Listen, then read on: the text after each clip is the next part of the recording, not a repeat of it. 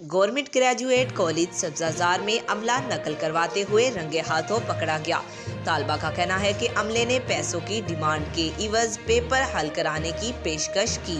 तफसीलात के मुताबिक पंजाब में नकल की रोकथाम के लिए वजीर तालीम पंजाब ने तीसरे दिन भी इम्तिहानी मराकज पर छापा मारा और गवर्नमेंट ग्रेजुएट कॉलेज सब्जाजार में नकल कराते अमले को रंगे हाथों पकड़ लिया। तालबा ने बयान में कहा कि निगरान अमले ने पैसों की डिमांड के इवज पेपर हल कराने की पेशकश की।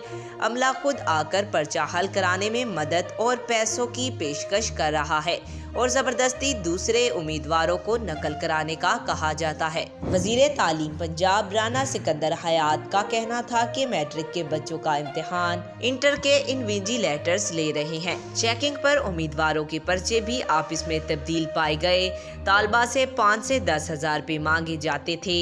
लाहौर वजीर तालीम पंजाब ने पुलिस बुलवाकर एक निगरान को गिरफ्तार करवा दिया और कहा शहरों में ये हालात हैं, देहातों में क्या हाल होगा। खुफिया मॉनिटरिंग टीमों की तादाद में इजाफा कर रहा हूँ। आज तक के लिए इतना ही। मजीद ऐसी मालूमाती वीडियो देखने के लिए हमारे चैनल को सब्सक्राइब करें।